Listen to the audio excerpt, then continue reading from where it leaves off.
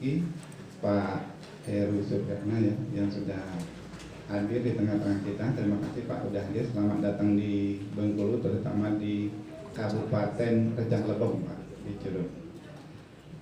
Yang saya hormati hadir di sini mulai dari Kapus Bangdik ya, Bekasi, kemudian Kajur, juga Kajur Keperatan ya, ada Kaprodi Keperatan Curug, kemudian juga tentu yang saya hormati Bapak Ibu undangan dari stakeholder lahan praktek ya. Pak Wid, Mas Wid, apa kabar? Sehat? Juga yang ini Bapak Ibu dosen dan tenaga kependidikan serta mahasiswa ya yang juga hadir pada kesempatan ini. Pada pagi hari ini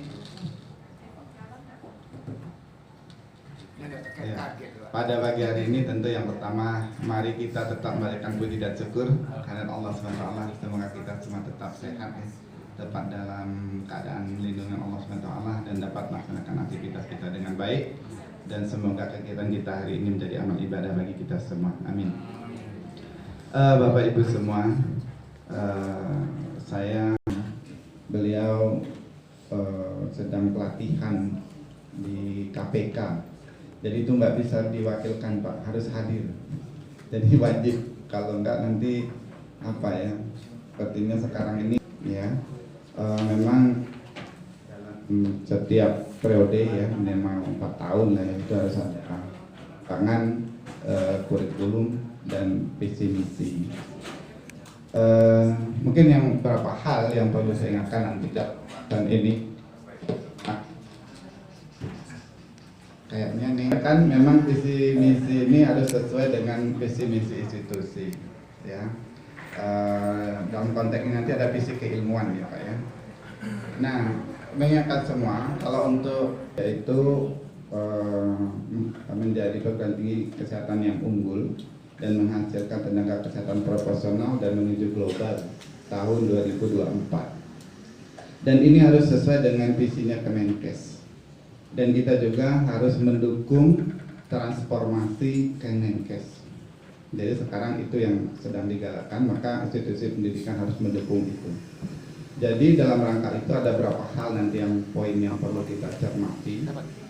Yang pertama untuk mendukung itu salah satunya ya kita diminta memasukkan salah satunya mata kuliah manajemen bencana, karena itu untuk mendukung layanan apa ya primer dan kondisi bencana seperti kondisi COVID kemarin.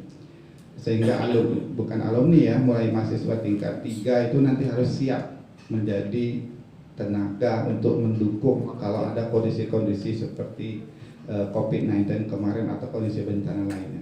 Maka harus ada, dan itu harus masuk di semua program studi, bukan hanya di keperawatan, di gizi, di analis harus masuk. Nah itu juga perlu kita inikan. Yang kedua, kita juga diminta untuk konsep IPE. IPE ini interpersonal education, jadi kerjasama antar profesi. Nah ini juga yang sudah kita kembangkan itu dalam bentuk PKLT terpadu antar masing-masing prodi. Tapi nggak cukup dengan itu Pak Kaprodi, harus ada materi yang mendukung. Jadi konsepnya harus ada dulu di dalam kurikulum, sehingga nanti waktu praktek mereka sudah clear interpersonal ini ya. Konsep itu juga harus kita masukkan di dalam kurikulum. Kemudian yang ketiga tadi dengan global, maka kita harus menyiapkan juga apa bentuknya global ini ya.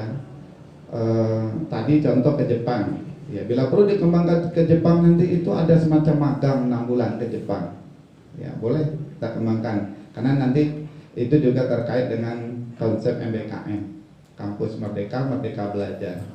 Nah itu boleh. Nanti kemarin kan ada dari Jepang yang bisa memfasilitasi itu ya, kita harus siapkan, tentu harus kita siapkan dari awal. Nanti kita bisa kerjasama atau bagaimana agar mereka bisa masuk ke sana ya. Nah memang kita juga diminta sedikit fleksibel sekarang Pak untuk kurikulum dengan konsep MBKM ini. Dan mungkin untuk fleksibel itu apakah semacam mata kuliah elektif yang kita antisipasi. Sebagai contoh, kita ada kerjasama dengan Taiwan University, ya, Asian University dari Taiwan. Itu kita ada student exchange, kuliah di Universitas Taiwan tadi. Sementara ini kuliahnya online. Ada mata kuliah tertentu, mahasiswa kita boleh ikut ke sana. Cuma kemarin ada kendala, tidak semua mata kuliah yang ikut itu cocok dengan kurikulum kita. Nah, dengan konsep BKM, kemarin kita ada diskusi, nanti ada semacam mata kuliah elektif kalau mungkin kan. Elektif itu pilihan yang nanti bisa ditambahkan di dalam kurikulum sehingga dia bisa dikonversi nilai kuliah dia, materi yang dia dapat itu menjadi nilai yang bisa kita masukkan di dalam mata kuliah yang sudah kita tetapkan di kurikulum. Begitu, Pak. Sehingga itu juga menjadi penciri atau apa ya, menjadi keunggulan nanti di dalam prodi. Jadi kita diminta mengembangkan ke situ. Karena sesuai dengan juga arahan dari Mendikbud, ya. Sekarang mahasiswa itu kan tidak cukup hanya keilmuan dia saja. Kalau dia misalnya perawat dan dia bisa mengembangkan TI, kenapa tidak gitu. Jadi perawat dengan kemampuan teknologi yang bagus gitu ya. Jadi bukan hanya dia skill perawatnya, tapi dia juga bisa mengembangkan skill teknologinya, informatikanya, kira-kira seperti itu. Nah, itu dibuka peluangnya di dalam pengembangan kurikulum ini dalam konsep tadi MBKM tadi ya, Merdeka Belajar Kampus Merdeka. Dan memang untuk kita pendidikan vokasi itu tidak seperti pendidikan akademik. Kalau akademik itu lebih ekstrim lagi mereka. Sampai 2 semester itu mereka bisa bebas sekarang memilih 2 semester. Cukup besar itu. Kalau kita nggak mungkin karena kita ada mata kuliah inti ya Pak ya, yang wajib harus kita ikuti. Karena kalau terlalu banyak nanti khawatir skillnya juga menjadi terganggu. Jadi tentu yang inti kita bagaimana bisa kita tetap terampil, tapi ada mata kuliah tambahan yang membuat dia bisa memberi nilai lebih bagi mahasiswa atau alumni kita nantinya. Nah, saya rasa itu beberapa hal yang nanti perlu kita pertimbangkan dalam pengembangan ini. Silakan dibahas bersama dan juga pada stakeholder kami mohon masukannya. Dan ingat pasar kita ini bukan hanya di dalam negeri Curug.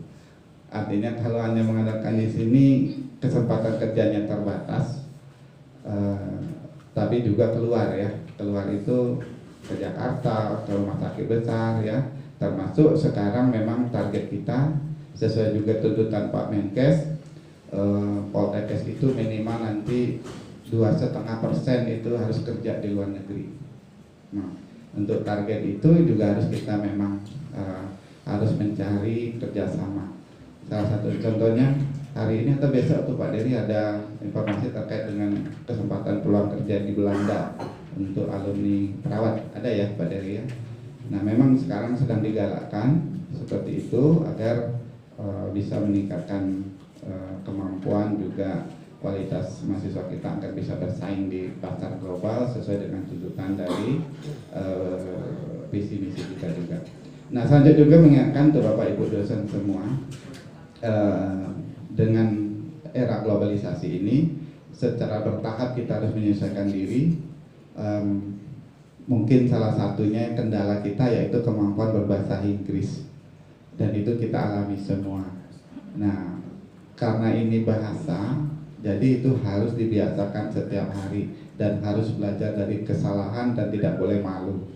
Karena sama kita belajar bahasa dulu masih kecil kan kita nggak malu-malu ngomong. Masalahnya sekarang setelah kita tua kita malu ya Pak, takut salah.